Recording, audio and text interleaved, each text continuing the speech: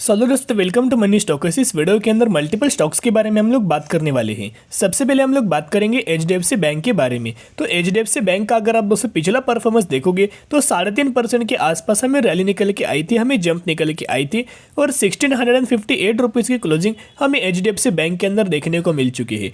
Company ने अपना Q3 का रिजल्ट भी दोस्तों परफॉर्म किया, बहुत ही शानदार तरीके से कंपनी की तरफ से परफॉर्मेंस देखने को मिला। अगर आप दोस्तों इनका Q3 के नंबर्स देखोगे, रिजल्ट्स अगर आप देखना चाहोगे तो रेवेन्यूज के अंदर देखो 22% के जम, इनकम के अंदर हमें 20% के जम, ईपीएस के अंदर भी 20% और नेट प्रॉफिट मार्जिन्स के अंदर अगर आप देखोगे तो स्लाइटली हमें 2% का फॉल देखने को मिला है। तो दोस्तों ये जो आपको फॉल देखने को मिला है एक माइनर सा फॉल है दोस्तों, कोई मेजर सा हमें फॉल देखने को नहीं मिला। कंपनी कोई लॉस मेकिंग कंपनी नहीं है। एचडीएफसी बैंक दोस्तों बहुत ही बड़ी बैंक है, पॉजिटिव अप्रोच निकल के आई है, हर एक पैरामीटर के अंदर दोस्तों जंप निकल के आई है। स्लाइटली 2% का मार्जिन के अंदर हमें फॉल है। इसका दोस्तों कोई हमें ज़्यादा इम्पैक्ट एचडीएफसी बैंक के अंदर दोस्तों देखने को नहीं मिलने वाला। अगर आप एचडीएफसी बैंक का मैक्सिमम के अंदर दोस्तों परफॉर्मेंस देखोगे तो हमें मैक्सिमम के अंदर 1999 से मार्केट के अंदर आई है। जब से मार्केट के अंदर आई है तब से आपको कंसिस्टेंटली हमें जंप निकल के आई है और आने वाले फ्यूचर में भी हमें जंप देखने को मिल सकती है। सबसे पहले एक पॉइंट नोट करना, ये कोई जो कंपनी है अगर आप शॉर्ट टर्म बेसिस के ऊपर बाइंग करना चाहते हो कोई बड़ा आपको रिटर्न नहीं मिलेगा। जो भी लोग लंबे समय के लिए बाइंग करना चाहते हैं उनके लिए कंसिस्टेंटली हमें रिटर्न देखने को मिल जाएगा। और अभी तक अगर आप इस कंपनी का एचडीएफसी बैंक का अगर आप परफॉर्मेंस देखोगे 30,000% का रिटर्न शेयर होल्डर्स को बना के दे चुकी है, जनरेट करके दे चुकी है। बहुत सारे लोगों के क्वेश्चंस आ रहे थे कि जो एचडीएफसी बैंक के अंदर जो मर्जर की जो एचडीएफसी बैंक ने जो अनाउंसमेंट किया था, क्या मर्जर कैंसिल हो चुके कि बाद में कुछ मर्जर्स के रिगार्डिंग कोई अपडेट्स निकल के नहीं आ रहा, या फिर कब हमें एचडीएफसी लिमिटेड का एचडीएफसी बैंक के साथ हमें मर्जर होने वाला है। तो सबसे पहले अगर आप देखोगे एक न्यूज़ निकल के आई है, एक अपडेट्स निकल के आई है। HDFC look to maintain growth, merger remains on track, यानी कि मर्जर दोस्तों कोई कैंसिल नहीं हुआ, मर्जर होने वाला है, ट्रैक के अंदर हमें मर्जर देखने को मिल रहा है। सबसे पहले दोस्तों अगर आप देखोगे किसी भी कंपनी का एक दूसरे के साथ अगर आपको मर्जर देखने को मिले तो मर्जर के अंदर बहुत सारे प्रोसीजर्स होते हैं, बहुत सारे रिक्वायरमेंट्स होते हैं, उसे फुलफिल करने के लिए बहुत सारे हमें दोस्तों अप्रूवल लेने पड़ते हैं और उसी रिगार्डिंग हमें स्टेप्स रिगार्डिंग प्रोसीजर के अंदर हमें ये जो दोनों बैंक से एचडीएफसी बैंक है और एचडीएफसी लिमिटेड है वो ट्रैवल करते हुए देखने को मिल रही है। लेकिन दोस्तों एक पॉइंट ध्यान में रखना, मर्जर तो होने वाला है, मर्जर दोस्तों कोई कैंसिल नहीं हुआ। मार्च अप्रैल यानी कि मार्च एंड अप्रैल महीने में ही आपको मर्जर देखने को मिलने वाला है। अभी कौन सी कंपनी किस कंपनी के साथ मर्ज होने वाली सबसे बड़ा ये सवाल है। अगर आप एचडीएफसी बैंक का अगर आप मार्केट कैप देखोगे तो सबसे ज़्यादा है, यानी कि ऑलमोस्ट 9.5 लाख या फिर 9 लाख करोड़ का मार्केट कैप है और एचडीएफसी लिमिटेड का जो मार्केट कैप है वो एचडीएफसी बैंक से कम निकल के आ रहा है। तो जो भी कंपनी छोटी होती है, छोटा मार्केट कैप वाली होती है, वो बड़े मार्केट कैप से मर्ज हो जाती है। इसका मतलब एचडीएफसी लिमिटेड एचडीएफसी बैंक के अंदर हमें मर्ज होने वाला है। बाद में आपको स्टॉक मार्केट के अंदर कोई एचडीएफसी लिमिटेड ये कंपनी आपको नजर नहीं आएगी, सिर्फ एचडीएफसी बैंक ही हमें नजर आने वाली है। अभी हम लोग बात करेंगे टारगेट्स के बारे में। तो यहाँ दोस्तों अगर आप देखोगे करंटली कंपनी 1660 रुपये के आसपास हमें कंपनी के अंदर हमें क्लोजिंग देखने को मिले हैं। एनालिस्ट लोगों की तरफ से, ब्रोकर लोगों की तरफ से हमें 14 to 15% की रैली एचडीएफसी बैंक के अंदर आने वाले फ्यूचर में हो सकती है, जहां करंट प्राइस 1660 रुपये है। और अगर आप टारगेट देखोगे 1900 रुपये का टारगेट हमें एनालिस्ट लोगों ने और ब्रोकर्स लोगों ने एचडीएफसी बैंक के अंदर दिया गया है। यानी कि इनका मानना है कि हमें एचडीएफसी बैंक के अंदर 14% की अपसाइड हमें रैली निकल के आ सकती है। इसका मतलब दोस्तों यही कि आने वाले फ्यूचर में कंसिस्टेंटली हमें एचडीएफसी बैंक के अंदर हमें जंप निकल के आ सकती है। अभी इंपॉर्टेंट डेटा के बारे में बात करेंगे, जिस डेटा के बारे में यानी कि जिस डेटा की वजह से आपके अंदर कॉन्फिडेंस हमें डेवलप होने वाला है। हर एक कंपनी का दोस्तों यही डेटा मैं आपके साथ शेयर करता हूँ। अभी हम लोग बात करेंगे म्यूचुअल फंड बाइंग का डेटा, जहाँ जैन 2023 का अपडेटेड डेटा मैं आपके साथ शेयर करना चाहूँगा। 146 म्यूचुअल फंड्स की बाइंग एंड 108 म्यूचुअल फंड्स की सेलिंग एचडीएफसी बैंक के अंदर हो चुकी है।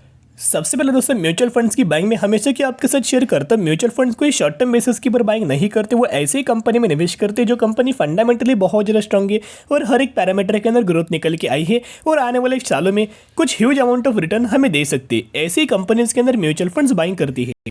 अभी हम बात करेंगे दोस्तों म्यूचुअल फंड्स की बाइंग के बारे में। यहाँ अगर आप देखोगे निप्पॉन का एक फंड है 14,160 करोड़ की बाइंग हमें एचडीएफसी बैंक के अंदर किया है। निप्पॉन का एक फंड निकल के आ रहा है 4,800 करोड़ की बाइंग। निप्पॉन का एक और फंड है 12,000 करोड़ की बाइंग। फिर निप्पॉन का एक और फंड है 12,600 करोड़ की बाइंग। फिर निप्पॉन का एक और हमें फंड निकल के आ रहा है जो कि हाइब्रिड फंड है, 3,000 करोड़ की बाइंग किया है। और एक और हमें निप्पॉन का फंड है 23,700 करोड़ की बाइंग एचडीएफसी बैंक के अंदर कर चुकी। यानी कि जो म्यूचुअल फंड्स की ह्यूज अमाउंट ऑफ जो बाइंग निकल के आई है निप्पॉन की ही तरफ से निकल के आई है, तो एचडीएफसी बैंक के अंदर दोस्तों अगर आप बाइंग करना चाहते हो तो buy on the strategy apply करना और एचडीएफसी बैंक के अंदर लंबे समय के लिए होल्ड करके चल सकते हो। अब हम लोग बात करेंगे कंपनी के अंदर स्प्लिट का बेनिफिट मिलने वाला है। करंटली फेस वैल्यू 10 है, एग्जीक्यूशन के बाद 2 के अंदर कन्वर्ट हो जाएगा। 1:5 रेशियो के अंदर स्प्लिट का बेनिफिट मिलने वाला है। अगर आपके पास इस कंपनी के 1 शेयर होंगे तो 1 के बदले 10 शेयर मिलेंगे। अगर आपके पास 10 होंगे तो आपको 50 मिलेंगे, या फिर अगर आपके पास 100 शेयर होंगे तो 100 के बदले आपको 500 शेयर मिलेंगे। तो इसी कंपनी के अंदर इसी के अंदर आपको स्प्लिट का बेनिफिट मिलने वाला है, जिसके अगर आप एक डेट देखोगे 15 फेब इसको ही एक डेट। तो जो भी लोग इस कंपनी के अंदर 14 फेब या फिर इससे पहले अगर आप बाइंग करेंगे तो ही आप एलिजिबल होंगे और तो ही आपको इस कंपनी के अंदर स्प्लिट रिगार्डिंग बेनिफिट मिल जाएगा।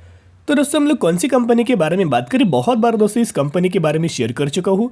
386 रुपीज़ के ऊपर ट्रेड कर रही है। मैक्सिमम के अंदर देखोगे 778% का रिटर्न शेयर होल्डर्स को बना के दे चुकी है।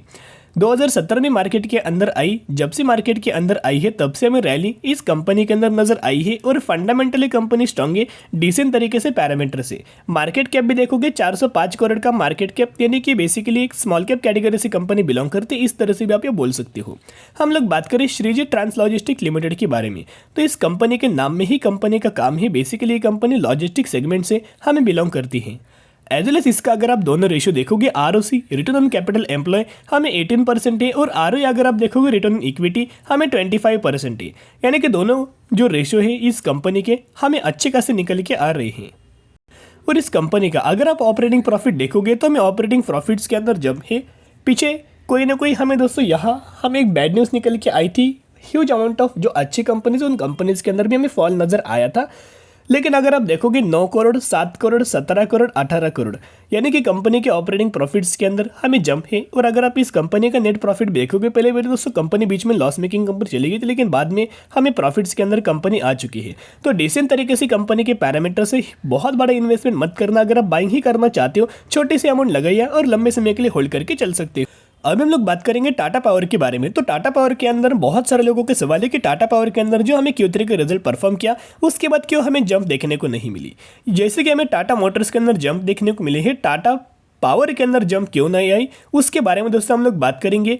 तो यहाँ अगर आप देखोगे 405 रुपये की क्लोजिंग हमें नजर आई है और अगर आप टाटा पावर का 52 वीक लो देखोगे 190 रुपीज़ का ही है, यानी कि इसका 52 वीक लो के ही आसपास करंट बेसिस के ऊपर ट्रेड कर रही है। तो टाटा पावर ने अपना Q3 के रिजल्ट परफॉर्म किया। तो Q3 के रिजल्ट्स के अंदर क्या डाउट्स है उसके बारे में हम लोग बात करेंगे। अगर आप दोस्तों यहाँ देखोगे तो हम लोग रिजल्ट्स के बारे में कवर अप करना चाहेंगे। इनकम के अंदर देखोगे तो ये पिछले साल के रिजल्ट से, सेम क्वार्टर का, ये पिछले क्वार्टर का, ये इस क्वार्टर का रिजल्ट से। टोटल इनकम के अंदर पिछले साल 11,000, पिछले क्वार्टर में 14,200, इस क्वार्टर की अगर बात की जाए 14,400। तो ईयर ऑन बेसिस और क्वार्टर ऑन क्वार्टर बेसिस हमें इनके इनकम के अंदर हमें जंप नजर आ चुकी है। फिर बाद में प्रॉफिट बिफोर टैक्स अगर आप देखोगे पिछले साल 788, पिछले क्वार्टर में 1370, इस क्वार्टर की अगर बात की जाए 1860। तो यहाँ भी आपको ईयर ऑन बेसिस भी और क्वार्टर ऑन क्वार्टर बेसिस भी हमें दोनों तरीके से जंप आपको देखने को मिल चुकी है। और लास्ट दोस्तों हम लोग बात करेंगे अर्निंग पर शेयर के बारे में।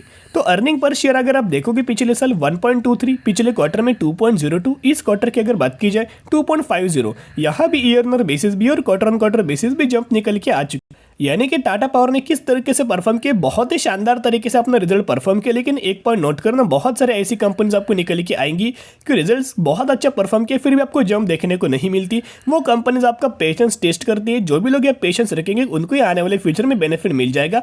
तो टाटा पावर को लंबे समय के लिए होल्ड करना, तो ही दोस्तों आपको शानदार तरीके से रैली कभी भी टाटा पावर के अंदर निकल के आ सकती है। और ब्रोकर्स के भी टारगेट देख सकते हो, 264 का टारगेट दिया गया है ब्रोकर और एनालिस्ट की तरफ से, जो कि 28% की रैली अपसाइड हमें निकल के आ सकती है करंट प्राइस से। तो टाटा पावर को दोस्तों लंबे समय के लिए होल्ड करके चल सकते हो। आज के लिए इतने। अगर आपको वीडियो पसंद है जरूर वीडियो को लाइक, शेयर और सब्सक्राइब कर सकते हो। फिर मिलेंगे, बाय।